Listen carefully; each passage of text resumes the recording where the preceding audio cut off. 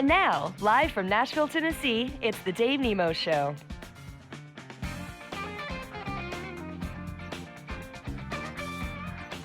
I've said this I've probably said this 30 too many times, but one of the things, but it's true, one of the first bits of conventional wisdom I ever learned about trucking in the early 70s was the owner-operator was a thing of the past. Well, okay, so much for conventional wisdom. But what about owner-operatorship today? What does it take to be a good owner-operator? What kind of a program do you need to have? What about managing owner-operators within a company? How do you make an owner-operator successful? What about some of the pitfalls out there that you can avoid if you know they're out there in the first place? If you have a pothole out on a road, but you know where it is, well, you got to go around it, but at least you don't get caught in it. Where are those pitfalls? We're going to be talking about that and more with Tim Aschoff and Issac Phillips from Crete and Schaefer and Hunt.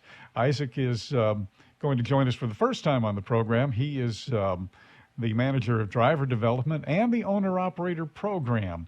And we'll talk with him and Tim about the future of owner-operatorship, generally speaking, in the industry, but we'll get specific too, of course, in terms of the three companies. And we'll also kind of get a little bit of a recap from Tim on the Great American Trucking Show that we all just returned from down in Dallas, Texas. And he was able to attend some meetings that we did not attend, and maybe you did not either.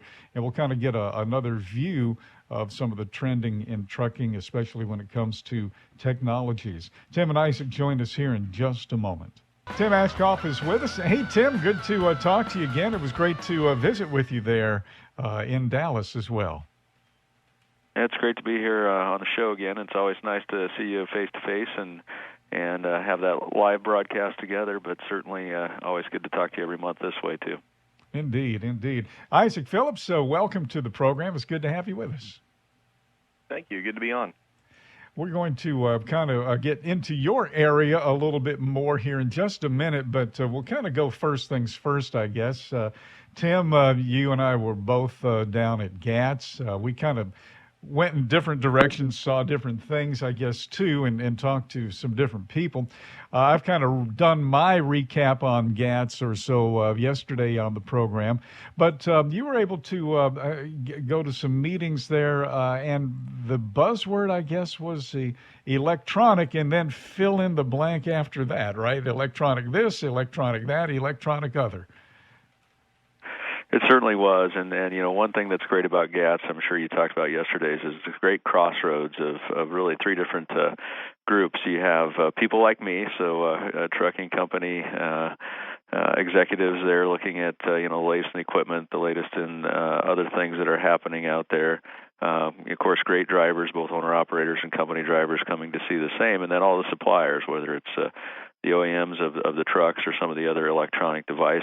And yeah, as you mentioned, electronics, as has been for the last couple of years, is the name of the game. And, I think this year a big focus, both from, I think from all that impacted all three of those groups I mentioned, was, the impending electronic logging device rule that is to come out sometime this month and then be effective in the next 2 years. And certainly a lot of discussion on the overall impact that is going to have on us as companies, all the drivers and owner-operators out there, and then, even more so, what it's going to have on our customers and the whole shipping network. So some pretty good in-depth and interesting conversations down that road. Do you have a sense, or does the industry at large have a sense, Tim, of what percentage of, let's say, trucks or companies, I'm not exactly even sure how to pigeonhole this, but what percentage of vehicles out there are using electronic logs at this point? I've heard I think 10% to 30%, and nobody seems to really have a handle on that at this point. Yeah, there does seem to be a wide array of information. I think from what I've seen out there and the people I've talked to and some of the data is that it's that 30% to 30 to 40% is probably the most accurate, or the one that I would say is the most accurate, that I would think that we can count on. There's that many units out there today. I think there's probably close to 40% of the units out there in the 3 million trucks that would be subject to this rule. Maybe only 30% the total are active at this point, but I do think maybe closer to 40% are actually in the trucks. Yeah, gotcha. And then, of course, you have the apps and things like that aren't necessarily tied to the vehicle so much. So I guess it's kind of an elusive figure, in other words. For a number it of is, reasons. And how many?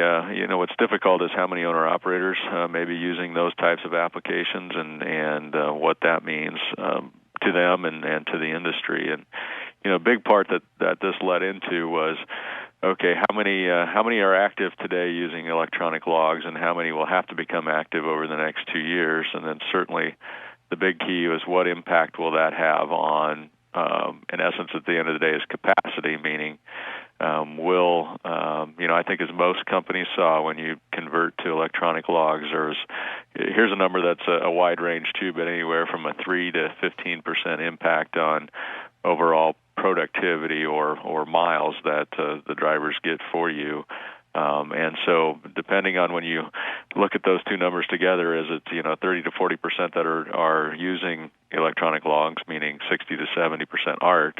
And if those 60 to 70% are going to have a 3 to 6 to 7% impact on miles, man, that takes a lot of miles off the road. So that was really I think the crux of the conversation for the most part at the show is, okay, what's going to happen when this mandate becomes effective, and how do we as an industry ensure we can help this transition work as best as possible for everybody, for drivers and for our customers. Indeed, and we'll table that for now because there's not really a lot more to say at this point. We're all just waiting for the OMB to release the study, or the rule. They have it. And it, as you say, will come out sometime this month. I'm kind of thinking about the 30th. What do you think? Yeah, that's typically what happens here. So, Indeed. Well, Isaac, I want to welcome you to the program. And you heard me do the open of the show. The owner-operators, a thing of the past. And, and I tell our listeners this all the time because it's true.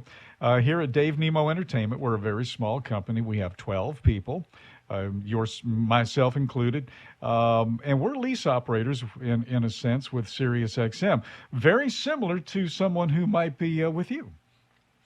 And what I would say is that we have a real bond with the small business owner, the small entrepreneur, and that spirit is alive and well. But you have a great owner-operator program there, and I thought maybe you might give us just a quick overview of what you do, and maybe get into what it takes to be a good owner-operator, because there are folks suited for that. There are folks not suited for it, and you really have to know the difference, and you need to find out pretty quick, don't you? Yeah, you do. And really to be a good owner-operator, you really have to have a good business sense. You have to be a self-motivator. I think we do a really good job of screening folks and really asking them in-depth questions why they want to be an owner-operator, because that's really what it boils down to. If you want to be an owner-operator because you want to take as much home time as you'd like, probably not a good reason. If you want to make a good if you want to be an owner-operator because you want to own your own truck, control some more of your business interest, and you're a motivated person, well, you'll probably be pretty successful. What we try to do is put some tools in place to help the owner-operator, with lining them up with some good tax people, having a good business sense. We've started developing some business classes here over the last few months, giving them some insight just on what our operations folks look at as far as freight that we're sending out to that owner-operator, and what matches their hours of service best, and some things like that. And we've got some staff here that's been here for quite a number of years. Our fleet manager has been with the company for over 40 years. Our business class and salesperson's been here for 10 years. A couple of our asset managers, or our dedicated dispatchers, have been here for close to 30 years. So we really got a good group in place to help support that owner-operator. Wow, boy! I'll tell you what. There's no substitute for experience and being able to build on that experience through the years. Um, when it comes to management, though, you've got kind of two classes here. You got company drivers, you have owner operators, lease operators. Is there a big gap between those two groups in a typical company, Isaac, or is it a fine line, or is there a line? Well, there has to be a line of some sorts, but you know what I'm getting at. Mm-hmm. Yeah, with our company, it's more of a true owner-operator. We don't have a lease program as much as it is an actual true purchase. So there's some different tax benefits things there, and just some ways that they align. So we go from strictly company driver to a true independent owner-operator. So one of the things that I've observed, Tim, through the decades that I've been hanging around with you guys out there in trucking. And this is true, okay? This is true. I can tell you two specific examples of guys back in the late 70s who became owner-operators. One of them told me that he wanted to be able to bring his dog on his truck, and the company he was with had a no-pet policy, so he went out and bought his own truck. The other guy said essentially the same thing. He said, these trucks are green. I cannot stand green trucks. I went out and bought myself a truck. It was red. Now, that sounds like an old trucker tale, but it's actually two true stories in terms of the changing face of trucking, I guess, where back in the heyday, those roaring 70s, you could do stuff like that. Are there still, is that door at least cracked anymore, Tim, in terms of the way trucking operates, or are we in a completely different world now? I think it is still cracked. It's just a matter of who pushes open that crack and gets through the door. I think it used to be a lot easier to be successful as an owner-operator, and so the reason why you became an owner-operator maybe wasn't as important to your success. But I think today, as Isaac has pointed out, our industry is very competitive, and that competitive nature has gotten right down to the smallest of the businesses, which is that individual owner-operator. So you really need to be able to manage your time, manage your costs, manage your equipment. And, if you wanted that pet and so you bought the truck and you're able to do those other things, then, yeah, I think the door is still open for that type of thing. But if you're not a good self-motivated, business-minded person, that pet's going to cost you a lot of money at the end of the day because you're not going to be successful as an owner-operator.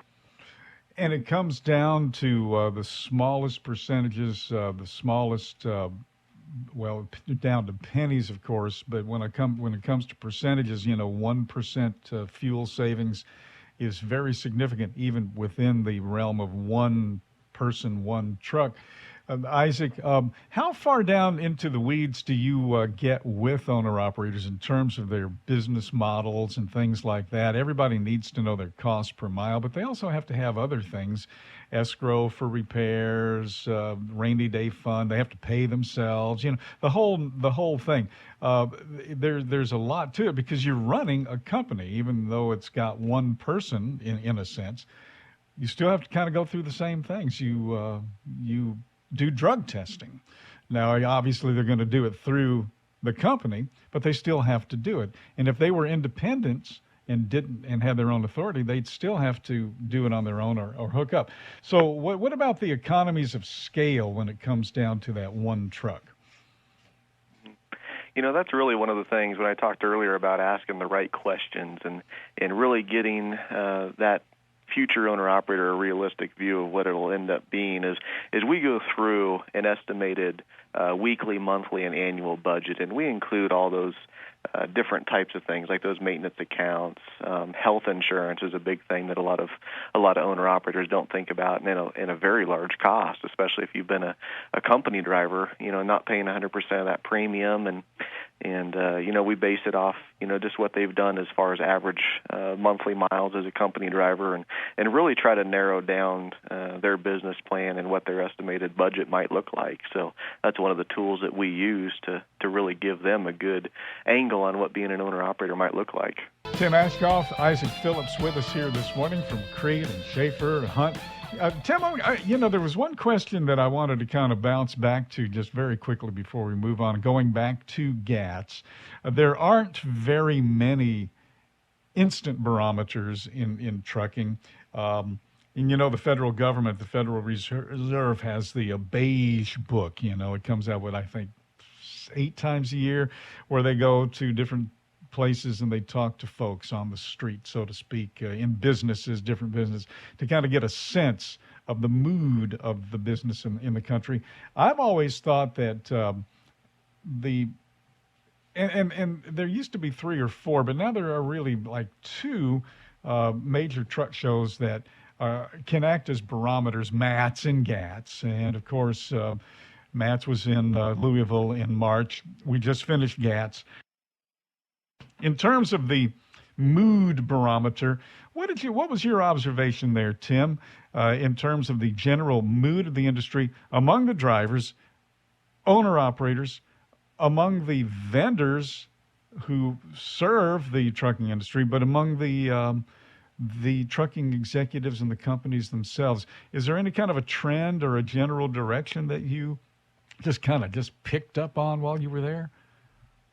Well, I think the overall forward-looking mood is optimistic. Optimistic for first of all the industry as a whole. I think what a lot of us are looking at, and I think maybe some drivers included, but then companies and OEMs maybe a little bit differently. But last year, 2014, was just a strange year.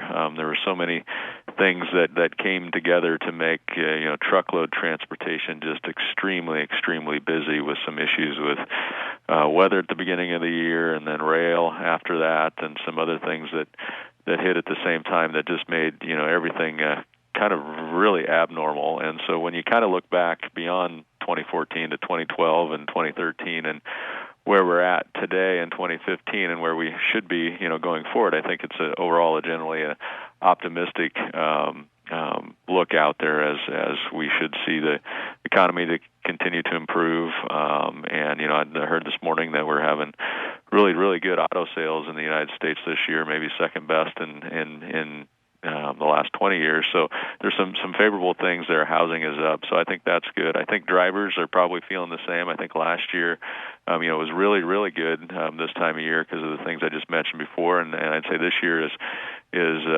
steady and good compared to certainly 2 and 3 years ago. And now, of course, we're coming into the fall, which is typically a busy season for carriers like us as we hit the holidays and all the freight that brings. So I think that's pretty optimistic there as well. And certainly the OEMs, with some of the, I'll call it pent-up demand for equipment, they've been having a great year as far as trying to produce as many tractors and trailers as they can, and I think their forward order books look pretty good. So I'd say overall, certainly compared to 2 and 3 years ago when I've been at the show, the mood is optimistic. I don't think it's as I'll call it as chaotic as it was last year, but certainly optimistic, which is I think good for everybody. Indeed. And actually, for what it's worth, I kind of fall right along with you on that observation too, and a lot of the other folks I've talked to about that. Unscientific as it might be, at least you kind of get a sense of where people are. Before we go, though, I just wanted to kind of go back to you, Issac. I mentioned this at the beginning of the segment. The pitfalls in trucking. Is there one big pitfall that owner-operators have to watch out for, and it kind of grabs a lot of folks? What is the biggest pitfall of being an owner-operator? I would say the biggest pitfall is just being uninformed when you get started. Not having the right information, not thinking through the entire process, and really budgeting out the numbers to see, if that's something that's going to work for you and your family. Because, there is that other family involved, and like we said, when you talk about insurance-wise, you get that health insurance on there that every family needs, and it does become more expensive for an owner-operator. So, really just being uninformed and not thinking through the process and making a rash decision would definitely be the biggest pitfall I would think of. Yes, because you have to take a look. And listen to what Tim just said about about this coming fall, our fourth quarter. Things look pretty good. Folks are a little optimistic. If you are owning your own company, you need to be pegged into that kind of information. You need to be really pegged into rules and regulations. But then, of course, the overall economy. So there is a lot to know just beyond running the truck itself, which seems to be there's a lot there. But you have to really go outside the borders of the company and the industry itself quite a bit. I think a lot of our listeners who are owner-operators kind of fall into that. Well, most of them know a lot more than I do, that's for sure. But knowledge is key, isn't it? That it is. And I really think that people have stepped back for the last few years and really soaked up as much information and waited for the right time. Because in the last 12 to 24 months, I mean, personally, we've seen an influx in owner-operators and company drivers, interested in purchasing their own trucks. And in the last 12 to 24 months, as people have seen the economy get better and miles stabilize, they've tend to take that step. So maybe the owner-operator is not a thing of the past. The owner-operator is a thing of the future. I sure hope so. Me too. Certainly here at Creek Carrier, we started almost 50 years ago out with two owner operators, and so they're kind of the heart and soul of our company yet, and they're a very important part of our team. Absolutely, and it shows every day and every mile. Tim, thank you so much. Great to have you with us, and again, great to see you in Dallas. All right, thank you. And Issac Phillips, thanks, man. Hope you'll come back. You bet. Thanks for having us on.